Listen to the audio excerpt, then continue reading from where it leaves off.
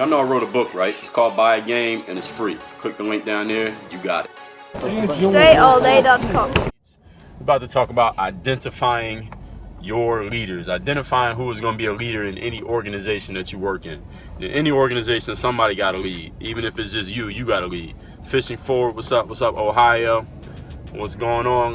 Let me know your names, where you from as you check in. Please swipe to the right, share this on your, I don't even know what that is. Pizza. I don't know what language you speaking. That must be Italian. I don't speak Italian. What's going on? Who's that? Twickman? I can't read that name. Marco Polo, thank you for inviting followers. Lucas, thank you for doing the same. Please tap the screen as many times as possible. You're watching this on replay. Please tap the screen. You are not exempt. Please tap the screen so we can get some hearts going. I verbally requested tapping the screen this morning, the scope that I did, and people actually did it. So thank you to everybody who watched the replay this morning and did actually tap the screen, and everybody who did it on live too.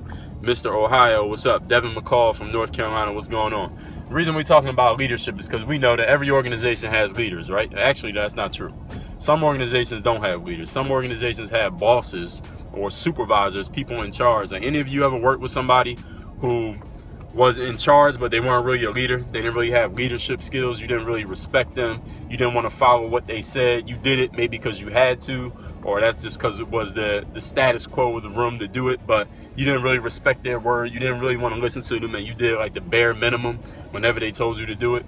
That's weak leadership or non-leadership. That's not what we're talking about. We're talking about leadership that comes from even when you're in a group and you don't even have to listen to nobody, but there's somebody who's a good, strong leader, and people listen to them anyway, even though they don't have a title or they don't have a position. It's kind of like on a basketball team. When somebody is a leader, it's not really nobody's the supervisor on a basketball team except the coach. But I'm talking about one of the players, or a football team or a baseball team, any team, where you have somebody who just steps up and they have that leadership position, they're respected and they're listened to by other people. How do you identify that person? So if you are watching this right now, you are probably a leader, because my conversations are for people who want to be leaders, people who want to be in charge, people who want to head up their own organizations. And understanding each one of you, even if you don't have a team, even if you don't have any people working with you, anybody working under you, anybody working next to you, you by yourself is an organization. Even if you're not running a business, even if you work at the counter at CVS, which I used to do when I was in college, you are still an organization. You are a business, you are a brand. So you must be a leader of your own brand. Now, what I want to show you, what I'm going to tell you here, is how you can start to identify other people around you who may be leaders. Because if you want to build something big in life, yes, you can have followers. You can have people who follow and watch what you do and maybe do some of the things you ask them to do and support what you're doing. But if you're really going to expand and explode what you're doing, you must find other people who lead. Because other people who lead, what's going on, Kenshin, other people who lead will bring more of their own followers, and they'll start to explode things. Because if it's just one leader and a whole bunch of followers, you're always going to have to move those followers where you want them to move. When you have other leaders will do things without having to go through you, and they'll make more stuff happen without you having to be there. And since we only have 24 hours in a day as human beings, if everything has to be done through you, there's a limit to how much can be done, right? Because it's only 24 hours. But let's say there were two of you. Let's say you found another leader who's just as strong a leader as you are. Now you basically got 48 hours, because you got 24 hours of one leader and 24 hours of another leader, both doing leadership work on the same day, right? And let's say you had 10 of y'all. Then what you're going to have is what? 10 times 24. Somebody do the math. 240 hours every single day of leadership going. See, it's one thing to have a follower's time, but there's only so much a follower can do. See, there's a lot more that a leader can do. So what we're going to talk about, well, thank you, Mel 1987. I didn't even get into the teaching yet. This is how good I am. You know, I would be a professor at university, but they ain't come with the right money yet. When somebody come with the right money, we might be able to make it work. But anyway, I'm going to identify with y'all, ladies and gentlemen, how you can identify a leader, somebody who you might want to work with, somebody who you might want to say, you know what, I don't even know what industries we have in common, but I know you're a leader, I'm a leader. Let's figure out a way we could put our brains together and do something. And this is also a way, for those of you familiar with Napoleon Hill, even if you're not, if you heard of the book Think and Grow Rich, or you ever heard of the mastermind principle, this is where masterminding comes from, is when you get two people who are on that level, that leadership level of thinking. You might not even do the same thing. You might be a basketball player, they might be a librarian. Y'all might not even have the same business things, but if y'all are both leaders, when those two minds come together, great things can take place. You understand that?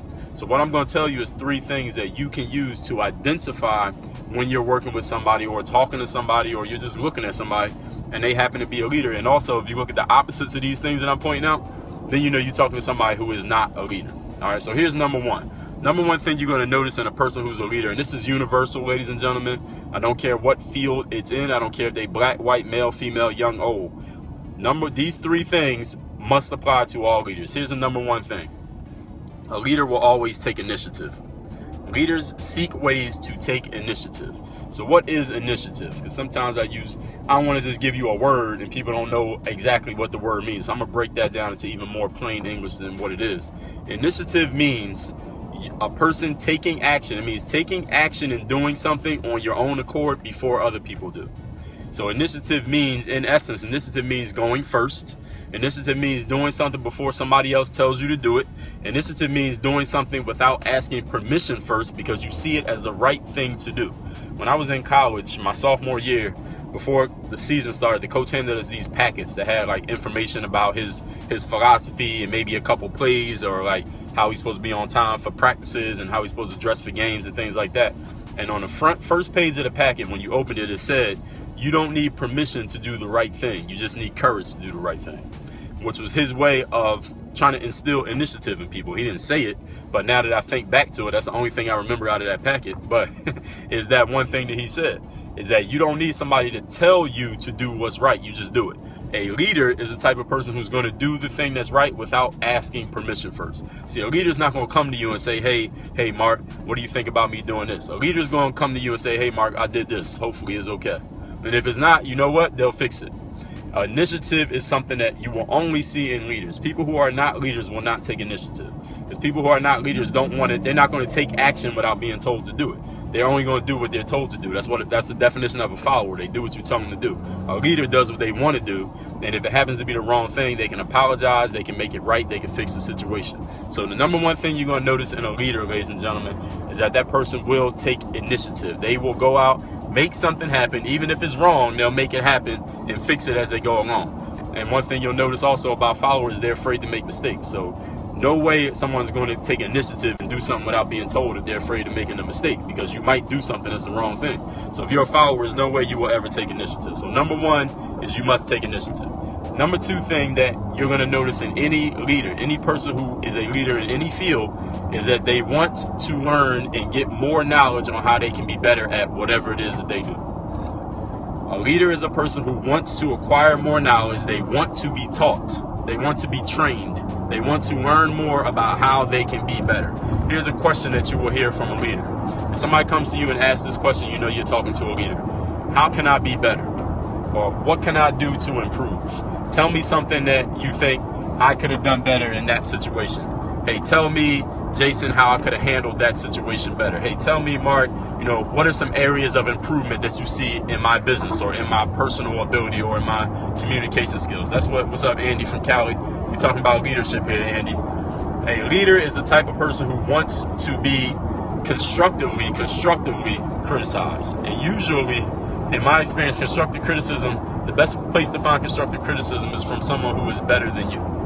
So a leader will go to somebody who they feel is better than them and ask them, hey, I look up to you. They might not say this. They might not say, I look up to you, or I think you're in a position that I want to be in. They might or might not say that, but they will say, hey, what can I do to get better? They will ask you directly, how can I be better? What can I do better? How can my jump shot be better? How can I play better defense? How could I have communicated better with that customer? How could I have handled that sales call situation a little bit better in the way that I handled it? So a leader will always, ladies and gentlemen, seek ways to be educated, to enrich themselves, and to make themselves better. Leaders are always seeking ways to improve. Now, on the flip side, a follower doesn't want to know how to get better. Why does a follower not want to know how to get better? Because that requires initiative. And followers don't have initiative. People who are not leaders don't want to know how to get better, because guess what? If me and you have a conversation and I say, hey, how can I get better, Andy from Cali? How can I get better? And you give me all these ways I can get better, and I ask for it, guess what? Now I'm responsible for what you told me. Now I got to go actually use it, which might require a little bit more effort. It's going to require some thinking. It's going to require some initiative. It's going to require some investment of time and thought on my part. And guess what? A follower doesn't want to invest time and thought and energy. A follower just wants to do enough to get by. Any of you know any people like that? They just want to do enough to get by. A leader is the type of person who will go above and beyond, such as asking their boss, asking their business partner, asking their coach, saying, hey, how can I get better? Because when you tell them how, they can get better, you know what they're going to do? Take that information and apply it and go do something with it. All right, so that's his number 2 thing. Number 1 is that leaders take initiative. Number 2, leader always wants to learn and get better. Number 3 thing you'll see in leaders, and these are universal. There's not either or. It's not 2 out of the 3. It's 3 out of the 3. This is number 3 that you will see in a leader, is that leaders are resourceful. Leaders are resourceful, which means a leader is always looking for ways to make it happen, not reasons why it can't happen. Let me repeat that one more time. That was gold right there. I wasn't even thinking of saying that. See, this is what happens when you do these so much. You start to say stuff that you didn't even think you was going to say. A leader will always look for ways to make it happen. Can somebody tweet this, please? Somebody please tweet this and put my name at Dre all day. I will retweet you. Here it is. Leaders find ways to make it happen. Followers give reasons why it cannot happen, or find reasons why it cannot happen. So a leader finds ways to make it happen. A follower finds ways for it to not happen, or reasons why it can't happen. That's the difference in resourcefulness for a leader. A leader is the type of person that if I say, hey, Mark, I need you to go get these, I need you to take these papers, print 30 copies, and get it to the office on 30th Street by 4 o'clock. And then Mark, he says, okay, no problem, Dre. He starts to go do it. He starts printing, and the printer runs out of ink. Now, a leader is going to go find some ink and get some ink in that printer and get it done. A follower is going to come back to me and say, hey, Dre, there's no ink in the printer. All right, understand what I'm saying here. Second thing, let's say it prints out all the pages, then he starts driving, but then there's traffic. There's traffic blocking him from getting there in time to drop off the papers by 4:30. See, a follower is going to call me and say, hey, there's traffic. I don't think I'm going to make it by 4:30. A leader is going to park the car or get out of the taxi, get out and walk or jog or take a bike and get there by 4:30 so they can complete the job that I asked them to complete. See, a leader is going to find ways to make it happen. Now, does this necessarily mean, let me handle all the caveats to this. Does this necessarily mean that a leader is always going to get the job done? No. There are times that a leader is going to be being resourceful and try different ways, and they still won't be able to figure it out. And a follower is going to have times where they just do the bare minimum and still get it done. But what you got to understand is this.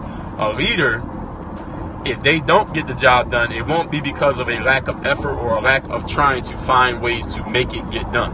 A follower will not get something done, and you'll look at the process of how they didn't get things done, and you're like, yo, why didn't you just do this? Why didn't you do that? Why didn't you take initiative and think this? Why didn't you just think and just take this action right here? You know you could have easily done that, right? And you'll say that to a follower, and the follower will say, well, no, you didn't tell me.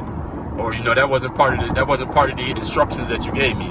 Or, you know, that wasn't written down. Or, no, you know, nobody told me that. Or, I was just doing what you told me to do. That's what a follower will do. A follower will lean on the excuses of what you didn't tell them to do. A leader will take everything you told them to do, add in the initiative of their accurate thinking of what I think could help make this work better, and do it anyway. So, for example, if I have one of my assistants, I tell my assistant, listen, I want you to get in touch with Charles Barkley. I want you to get in touch with Charles Barkley through Twitter and tell him that I want to be on his podcast. Charles Barkley don't have a podcast, but this is a hypothetical situation. Now, the follower assistant is going to look at that. They're going to go look for Charles Barkley on Twitter, see that Charles Barkley doesn't have a Twitter, and they're going to repeat back to me. They're going to report back to me 5 minutes later, hey, Dre, Charles Barkley doesn't have a Twitter. Sorry, I can't get it. I can't complete that job that you gave me. That's what a follower will do. This is what a leader will do. A leader will go look up Charles Barkley on Twitter, see that Charles Barkley is not on Twitter. They'll go find another way to contact Charles Barkley. They'll go through his publicist, his manager, his agent, the company he works for, find the closest way they can get to Charles Barkley, send him a message that says what it was, that I want to get in touch with him to be on his podcast. It doesn't exist. His podcast. They're going to CC me on the email, and then the next day when they see me, they're going to say, Dre, you know, just so you know, I CC'd you on that email because Charles Barkley doesn't have Twitter, and I found him through a different way, and I think this might be the best way to get in touch with him. And I'm going to be like, damn, I just found me a leader. That's what a leader does. Does everybody understand the conversation that we're having right now? Is this making sense? If it's making sense, please tap the screen and leave me comments. Let me know that this is making sense. Because I'm giving y'all 3 ways that you can identify. All right, this makes sense? Absolutely. Thank you. I'm giving y'all 3 ways that you can identify who is a leader around you. And this could be in anything you do. This could be a teammate. So let me recap those 3 things and I'll take questions. Here's number 1. A leader always seeks ways to take initiative. That means they do things without being told. And you might tell them to do something. They'll do something that wasn't part of your instruction and add it into what they're doing to better get the job done. See, a leader knows that they got to get the job done, not just follow your instructions. See, if I say contact Charles Barkley through Twitter and get on his podcast, a follower is going to say, well, he doesn't have a podcast, and do nothing. A leader is going to say, well, the goal is not to get on Twitter. The goal is to get Dre on the podcast. So let me do what I need to do to get him on the podcast. That's what a leader will do. Initiative is number one. Number two, a leader always wants to learn and get better, which means a leader will ask you directly. A leader will come to you and directly ask this question: how can I be better? How could I have done that better? What are some ways you see that I can improve? That's what a leader will always ask, because a leader wants to get better. A follower does not. A follower just wants to get by. And the third thing, a leader is resourceful, which means when you tell a leader to do something and your instructions may not be clear enough for them to get it done, a leader will think independently, initiative, and figure out a way to make it happen, or at least get closer to making it happen. And after they do it, then they'll tell you what they did. They won't come back to you and say, hey, is it okay if I do it this way? I'm like, look, the job is just to get it done. A leader will go just get it done and come back to you and tell you how they did it later. Actually, you might not even care how they did it. They might not even tell you how they did it. You'll just know they got it done. A follower will go and take your instructions, do nothing, and say, well, your instructions said this and that didn't work, so, I didn't do nothing. If you have a follower working for you, you immediately fire them. Just FYI for any of you out there. If you get into a position where you're hiring people, you have people working for you, and you find out that one of the people working for you is a follower, they just do what you tell them and nothing more, fire that person immediately. Don't wait. Don't give them a talking to. Don't give them a test run. As soon as you recognize they're a follower, immediately fire them and go find you another person. Eventually, you'll get to a leader. So can I take any questions? I know I didn't see some comments there. Anybody got a comment or question? Y'all go ahead and leave it right now. My name's Dre Baldwin, for those who don't know. I am an author. My 7th book is coming out tomorrow. It's actually out now, but I'm releasing to my email list tomorrow. It's called Dre Philosophy Volume 0. Y'all can get that at dreallday.com/DP0. That stands for Dre Philosophy 0. Why not teach them the leadership qualities? Because if somebody's a leader, they will already have these qualities. That's why. A leader will already have these qualities. Guess what? Nobody taught me these qualities. I know these things. I'm the type of person to take initiative. I'm the type of person who wants to learn. I want to know how I can get better. You ask anybody I've ever worked with, does Dre ever ask how he can get better? Hell yeah, all the time. And I am resourceful. I find ways to make it happen instead of finding excuses to not make it happen. So these are things that a leader will already have.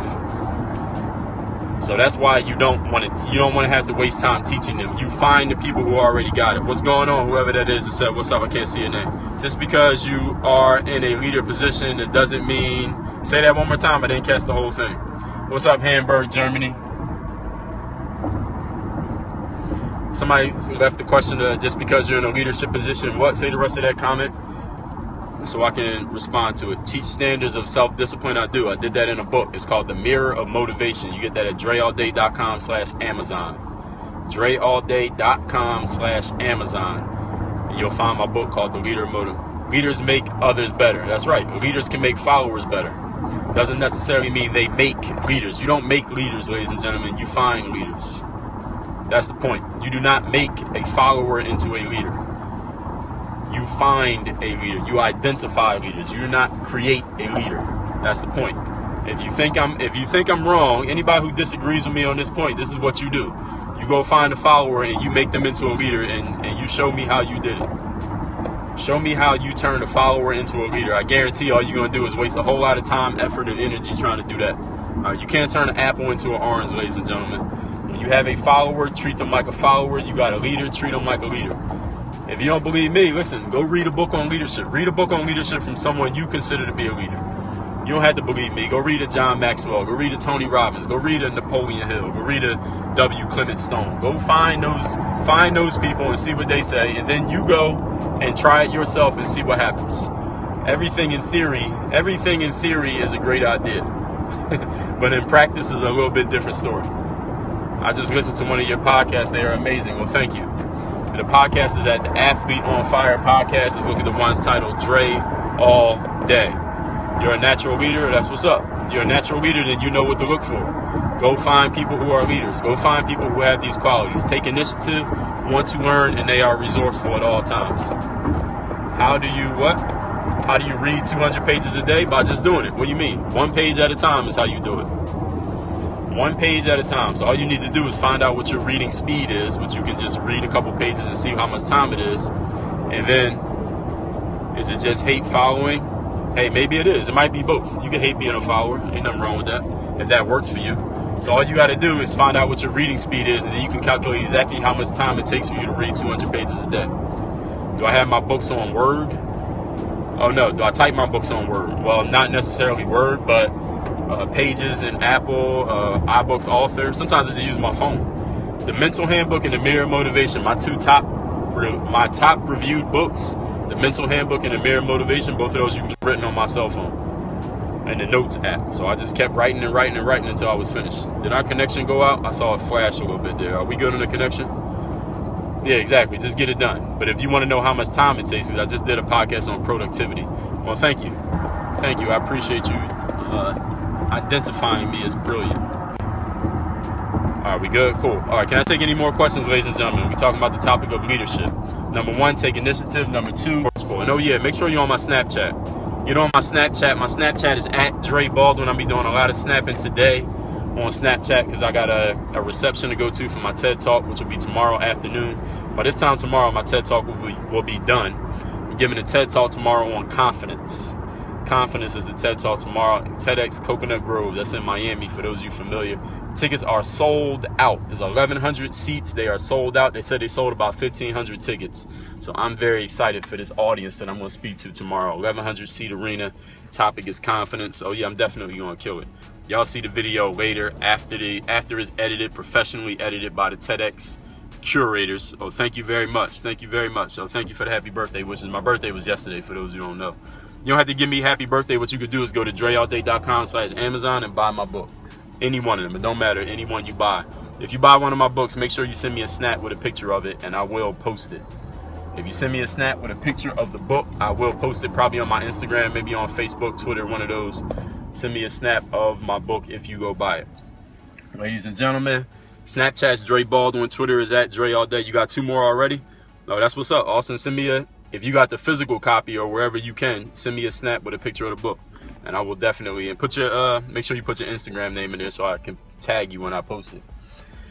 My Twitter's Dre All Day. You're already here on Periscope. So if you watch me for the first time, make sure you follow me. I think I delivered value right here that makes me worthy of a follow. So if you ain't following me, make sure you follow me, ladies and gentlemen. And I'm trying to get to 10 million hearts. So I think I'm at like 1.6 something right now. So we're trying to get to 10 million. So whoever's been tapping the screen, I do appreciate your efforts.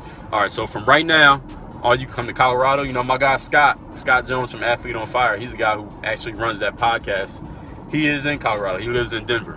I'm going to talk to Scott later on tonight, matter of fact. But I might come to Colorado. I can't live there because, you know, we got the palm trees here and all. It's like, you can see I got short sleeves on. It's 80 degrees right now at 5:30. So I can't live in Colorado, but I can visit. Definitely I can visit. But what else I want to tell you? I got a show on the Grant Cardone TV network. For those of you who don't know who Grant Cardone is, or if you do, I got a show on his network. That's at dreallday.com/GCTV. Standing for Grant Cardone TV. GCTV. dreallday.com/GCTV. And all right. Anywhere else anything else you want to know about me, just Google me, man. It's all there. Or just hit me on Snapchat. Ask me anything you're looking for. I do coaching, I do consulting, I make online programs, I write books, I make YouTube videos, I blog, I do podcasts, I got a show on that network, I do TED Talks, you know, I do basketball. I do a lot of stuff, man. I do a lot. Now, that's why I call it work on your game. That's why I call it Dre All Day, because it's all day. I can't do all this stuff part-time. This ain't no part-time job. This ain't no part-time business. This is all day, every day. But Dre Every Day don't sound right. My name was Elliot. It might be ElliotEveryday.com. That might be too long. I don't know. But anyway, ladies and gentlemen, find me on Snapchat. That's where I'm going to be for the rest of today. Work on your game. DreAllDay.com. Make sure you get my first book, Buy a Game. It is free. Click the link right here below in the video description. I'm on all your favorite social media platforms, Snapchat, Instagram, Twitter, Facebook, Periscope. All the links are right down here below. Is either Dre Baldwin or Dre All Day on each one of those sites. And make sure you are subscribed. Hit that subscribe button down there and the thumbs up like button. Subscribe so you catch all the new content. I work on your game. Dre All Day.